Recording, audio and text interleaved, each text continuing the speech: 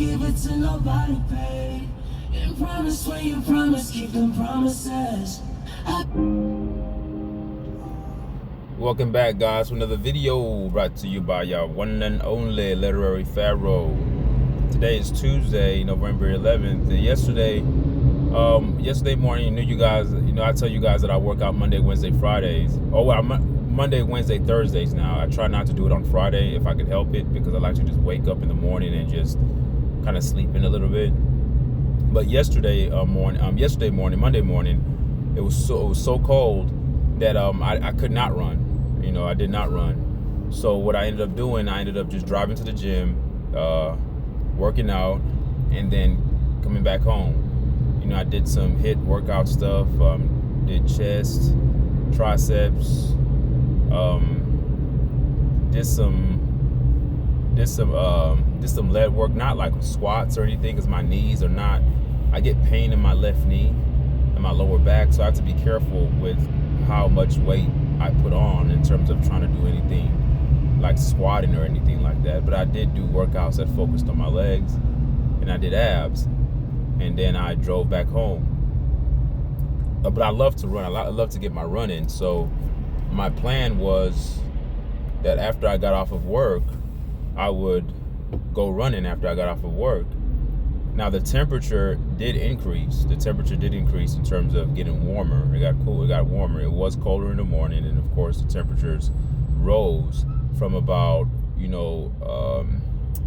high 40s to about low 60s.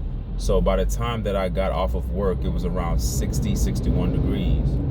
So when I got home, I just got changed and went for my 3-mile run. And now what's amazing about the run when I get home is that I'm not going to the gym. Usually in the morning, my wife and I, we would run to the gym, which is close to a mile to the gym. And then we work, I take that back. We don't run to the gym. We run past the gym. So we run to something called the farm. There's a farm in our neighborhood. That is a literal farm. And that in itself, it's about 2 miles, right? Then we run to the farm. We pass up the gym going to the farm. We go to the farm, and then we turn around and come back to the gym. So we run about 2.5 miles or so before we get to the gym. And then we work out for about 40 minutes, incorporating resistant workout with weights. It's always good to incorporate weights. I know a lot of people like to do cardio, but weights are important because we understand the significance of building muscle and how muscle helps with stability. Muscle helps with tissue repair. Muscle also helps with you burning fat, because muscle requires more oxygen. So the more oxygen your muscles need, the more energy it's taken to sustain itself, which increases your metabolism. So continue to eat lean meats, chicken breast, salmon, eat foods that are high in protein, and just eat vegetables. Stay away from processed foods. I mean, you guys have been hearing this. I hate saying this, because you would think by now in 2025, with all the information that we have, we are literally in an information age where we have so much out there on how to eat that you don't need to tell people to stop eating processed foods. And I don't even think people understand what I mean by processed foods. Foods that are made in a laboratory, foods that are in boxes, foods that are in a container, foods that when you get them, they're far from their natural form. Chicken nuggets that comes in those freezer bags, that's not natural food. That's highly processed foods. When you're eating chicken tenders, that's processed food. It's processed because you're eating a chicken, but you've fried it so hard, and you've put all this extra batter on it, and you've fried it to a crisp. And whatever you put on it, whether it's bread, some people try to use the healthier versions. They'll say, we're not going to use flour, we're going to use breadcrumbs, but breadcrumbs are still made from flour. So the point that I'm making, if you take something that's meat and you change the chemical property and you change the physical property of the meat, then what you've done, you've processed the food. It's not the more natural the food that you're eating is, to from its natural state, the better it is. So if I just get chicken breast from the store and all I do is bake it, I'm just changing it chemically by I'm not gonna eat raw meat, but just baking it with just a little seasoning on it, that's good. But when you start deeply frying something with these oils, the mixture of the heat from the oil and the heat from the pan changes the chemical property of the meat, and the meat becomes a mutagen. It transforms. You're no longer eating what you thought you were eating. You've transformed the meat because the heat causes a chemical reaction. And that chemical reaction causes the food to be a mutagen. It mutates. So now you're eating something that's a mutagen. You get it inside your body. Now your body takes that, and that's how you end up building cancer cells in your body, because you're eating a mutagen. You're eating a carcinogen. You're creating a carcinogen on your plate by the way you're cooking it. So when you get these snacks that come in boxes when you go in the snack aisle, those are processed foods. Oreo cookies, Chips Ahoy, even chips in and of itself, you got to be very mindful. There are a lot of chips that tout themselves as being healthy, but anything that's dealing with a high degree of salt, and these chips are cooked in bad oils and bad seed oils, and those seed oils are high in trans fats. They increase your cholesterol. They're not good. They're good fats and they're bad fats. Those aren't good fats. So just eat smart. And we know how to eat. We just choose not to. So anyway, I got off on a tangent there. So anyway, back to my my daily regimen. So anyway, I ran. Usually, like I said, we'll run about 2 miles, which means we run to the farm and we turn around. We will go back to the gym, work out for about 40-45 minutes, and after that, we run back home. And if you take the total amount of miles that we run, it's about a little bit over 3 miles. that would be 12 laps around the track. So if I went to a track and I ran 4 circles around the track, that's 1 mile. If I ran another 4 circles, that's 2 miles. If I ran another 4 laps, that's 3 miles. So essentially, put that in your head. It's almost like running 12 laps. All right. Yeah. So I did my run after work yesterday. It felt good. I feel good this morning. And it's also, I didn't tell you guys this, I ate on Saturday, and I decided not to eat all of Sunday, and I didn't eat all of Monday until I got home, which was around, I started to eat my first food was around, because I didn't even eat before I ran. I never eat before I work out. I cannot have food in my stomach while I'm working out. Actually, not even having food, I just can't eat before a workout. I can't. My body works better on survival mode in a state of autophagy, when cell regeneration and your body is recalibrating. I'm more at my optimal capacity when I'm going through that fasting state. I'm not weak, and your body has to get used to that. I can't tell people just to do what I do, or you can't try to do what somebody else does unless you've put the proper groundwork in, and it takes time to build up that type of tolerance. So there are many people who wake up, if they don't eat breakfast, they're starving, because their body's accustomed to stuff in their bellies or stuff in their mouths when they wake up in the morning. They think that breakfast means eating the first thing when you wake up, not knowing that the word breakfast means you're breaking your fast. Your first meal is breakfast, whether you eat your first meal at 6 a.m. or 6 p.m. So my breakfast was around 6 p.m. yesterday. But when I say breakfast, you guys are trained and you guys have been indoctrinated and brainwashed to think that breakfast foods means eggs or pancakes. No, anything you eat is breakfast. Whenever your first meal is breakfast.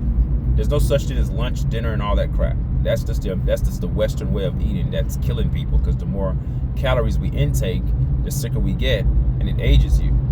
You know, the less you eat, the younger you look. And then I'm also taking cold showers as well. I took a cold shower this morning. I didn't need to. I took a shower last night. I didn't work out this morning, but I took another shower this morning. I'm getting addicted to it because it was cold outside. My wife was like, "Oh my God, you about to take a cold shower and it's cold outside?" I'm like, "Yeah." It's to the point now my body is getting used to the cold showers. And that's scary. When my body gets used to the cold showers, look out. Meaning that when I say used to it, meaning that it doesn't bother me. Like usually I'll put on the cold shower and I'm like waiting and I'm like taking my time, getting my mind right before I actually walk into the water. But this morning, something came over me. I didn't even have to do it. I took a cold shower last night, but I like the way it's making my skin look. I like the way that it's making me feel. It's actually helping me out. My chest, I have some fluid buildup, and rather than me having a cough when I'm in the shower, it's forcing me to take deep breaths, and that's helping me get all the mucus that's in my lungs. It doesn't mean that I'm unhealthy. That's actually a sign of health when your body is cleansing itself. I'm not weak right now. I can go run, I can go lift weights. I'm stable, I'm fine. But just because you're going through to sniffles, or you may be sneezing or coughing, doesn't necessarily mean that you are an unhealthy person. What that means is that your body is cleansing itself out. So even the way we view health is totally skewed, because we look at somebody who's going through that and we call that person sick, not actually realizing that the person is actually healthy, and the healthy process will emit symptoms where your body is getting rid of toxic debris, over a period of time. Different seasons change. You go from hot weather to cold weather. The body has a shift. So the body's trying to calibrate itself, and during that shift, as certain changes are happening, you're going to have your body react and do its best to kind of put you back in equilibrium. And in the process of doing that, we'll have to sort of use the mucus as a way to push out that toxic debris. That's totally normal. So me coughing up phlegm, or honking up phlegm, or honking up spit, doesn't mean that I'm unhealthy. It just means that's just my body's response of filtering my respiratory system and making sure that I'm cleansed. The body's a regenerative process. And the fact today that I do intermittent fasting every day anyway, so this is not going to be something that's going to happen for a long time. You say, man, Literary Pharaoh, how do you know all this? Well, I know all this because I know my body. I've been doing this for years. The less I eat, the healthier I am. It means that when my body shows symptoms of what people deem to be sickness, I still feel strong, but my body is able to compartmentalize and not weaken me to a state where I can't do anything when I'm not functioning normally, and I can still get out the toxic debris. You have some people who are coughing up phlegm, but they have a headache, they're weak, they can't move, they don't have an appetite, they don't feel like doing anything. That's sickness. But even in a way, that's still regenerative, because your body just needs to hold you still for a minute. Because we're so busy, we're inundated with stress, we're going to work, we're driving in traffic, we're dealing with children, we're doing all sorts of stuff. We're paying bills. You may get into it with your boss at work. I mean, there's a laundry list of things that I can list off as to the things that induces stress upon our lives. But what I'm trying to say is that when you're moving at such a phenomenal rate, and the body can't slow you down to repair itself, the body will weaken you. And that's what we call sickness in America. But it's not actually sickness, it's actually health. That's health. The person that walks around and never shows symptoms of anything, be very leery of that person. That person may be the illest person, sickest person ever. It's sort of like a person who never takes a shit. Is that healthy, not to take a shit, not to have a bowel movement? That's very unhealthy. To take a bowel movement regularly is good, because your body is cleansing itself. It's getting rid of the toxic debris. Same thing with the body. The body has so many excretory organs. Your ears, anything that has a hole, your ears, your nose, your mouth, your eyes, your anus, all right, your genitals, your pores, your epidermis, which is actually the biggest organ of the human body, accounts for about 65-66% of your body in terms of organs. Your skin is your biggest organ. So when you're sweating, you're releasing toxins. That's why it's very healthy to work out and break a sweat. So the body is constantly pushing things out. So don't call me unhealthy because I'm sweating. Don't call me unhealthy because I'm taking a shit. Don't call me unhealthy if I'm coughing up phlegm. The body is regenerating itself constantly. All right. So let me just put that out there first. So I'm not running off on a tangent, but I wanted you guys to understand that what you call sickness is not sickness. That's actually healthy. That's actually healthiness. All right. So all the things that I'm doing, I'm taking cold showers. I'm eating literally once a day. I've been doing this, but if you know me on my channel, if you keep up with my channel, I talk about this occasionally. This is nothing new. I didn't just start this year. I've been doing this for years. The only thing that I'm doing differently now is I occasionally will go for a longer fast. Rather than just going my typical 16 to 18 hours. Recently, sometimes, especially over the weekends, which I eat more during the weekends. I do that intentionally because during the week I'm I'm not eating much. So during the weekends, I load myself up with more calories and more protein, and then I go for a longer fast in the beginning of the week. All right, and now that I'm incorporating cold showers, it's a game changer because, yeah, man, I feel real good, dude. Like I can't really complain. I feel real good.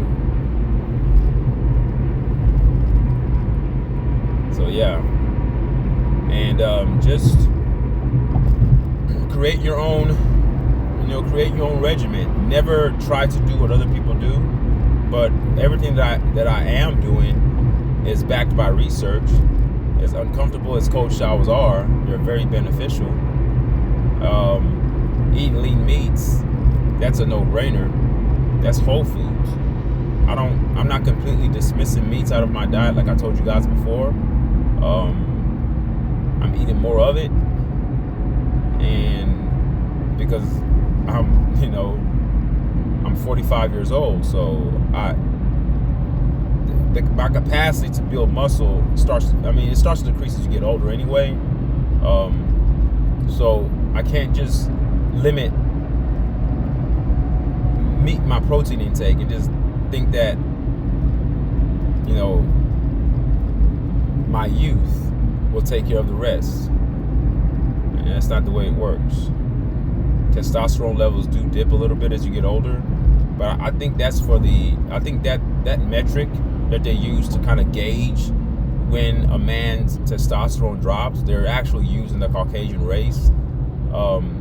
Most African American men, our testosterone levels don't drop as quickly as our white counterparts. A lot of their measurements are taken from the European, and we both know that the European and the African American have two different chemical constructs. We're not built the same, even though externally we have the same phenotypes, the same physical features. But in terms of from a molecular standpoint and from a chemical standpoint and a biochemical standpoint, we are not actually the same. There are certain things that we have higher levels of than them, one being melanin, and that's the base. And once you have a higher degree of melanin than somebody else, then the other chemicals you have or the other chemicals you have in your body, or can't think right now, drawing a blank. What do you call it? Oh yeah, hormones. The other hormones that you have are going to be built a little bit different than your white counterparts in terms of how they're made up. When you start talking about people with calcified pineal glands and decalcified pineal glands, that matters because it helps with intuition. It helps with you having foresight, and it also helps guide you on your path to optimal health. So a lot of the things that I do, it's not that I've read about them and I'm just copying somebody else. I know what's good and I incorporate that into my life. That's part of using your sixth sense, a sense that's not seen. It's a sixth sense. It's not your typical touch, taste, smell, feel, hear, see. It's not that. It's a sixth sense that transcends this third dimensional realm. And that's what guides me. That's what makes us gods, and that's what makes us complete, thorough architects of our own reality. But we don't know that. So yeah, so that's what I do, man. I run, I lift weights, I stay active. I haven't sun gazed lately, and occasionally on the weekends I do back stretches. Basically, the point that I'm making, I don't show videos of what I'm doing because I don't want to make my channel a workout channel, because that's not what I'm about. I'm just about sharing information. Whatever's on my heart, I share it. Maybe occasionally I'll show you guys a video, but I mean, me running, if I'm running with my phone, it'd be shaking and I'm breathing heavily trying to talk to y'all. When I'm running, it's a very intimate thing. When I'm working out, it's very personal. I'm not trying to air it. It's me, myself, and I. I'm battling myself. I'm competing against myself. I don't even compete against anybody else. No one else even matters to me. That's why when I hear people say, oh, I'm trying to be better than this person, I'm like, you've totally lost your view and your purpose. You are God. Compete against yourself. A creator and a God doesn't have competition. That's how I have a certain degree of confidence within myself that's very attractive to people. Not just attractions like sexual attraction. I mean that kind of energy that I give off, whether I'm at work, whether I'm with my kids. It's a certainty that I know of myself that cannot be broken, that cannot be shaken. So there's nothing that anybody can do externally outside of me that's gonna increase or cause skepticism in the way that I handle myself. I'm very sure of myself. It's not overconfidence and it's not conceitedness. It's a difference. I'm just very confident in what I can do. I don't possess doubt in anything.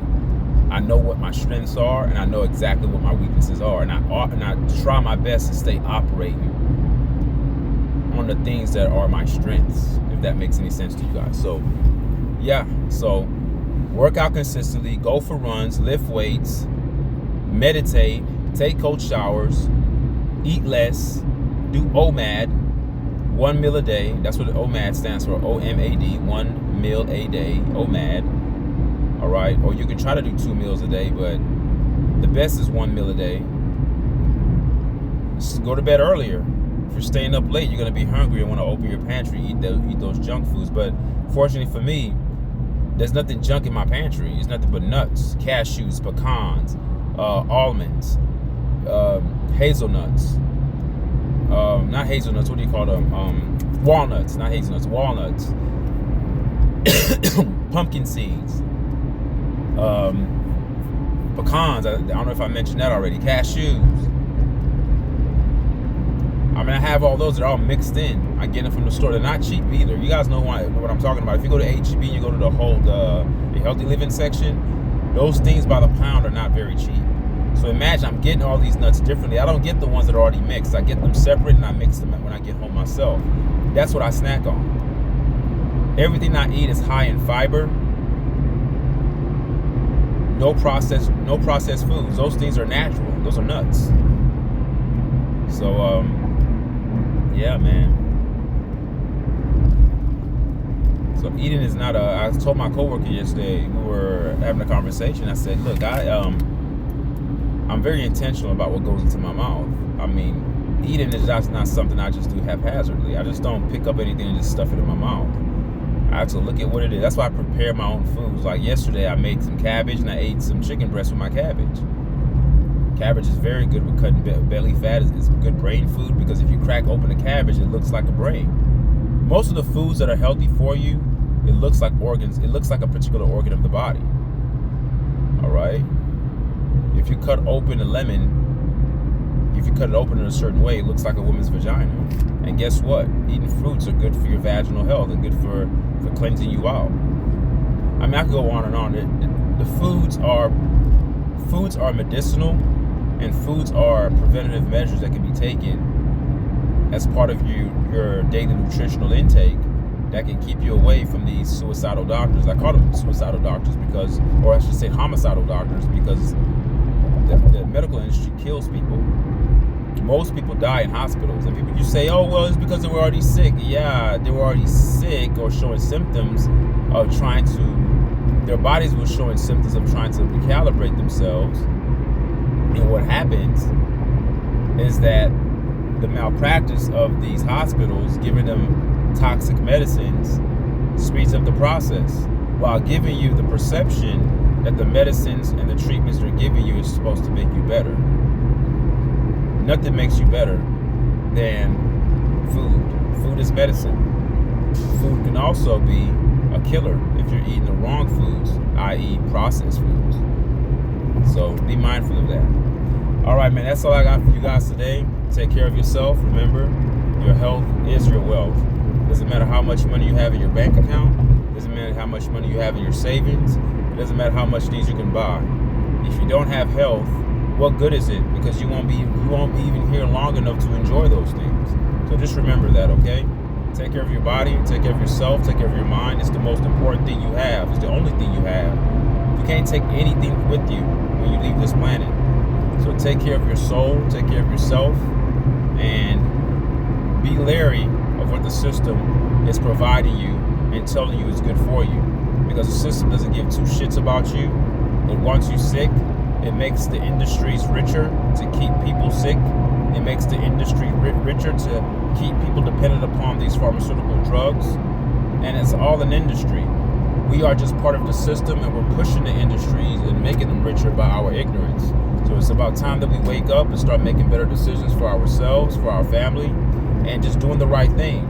And if you don't believe me, believe your body. When you try these things that I'm talking about, all right, if you try them out, you have to at least try it.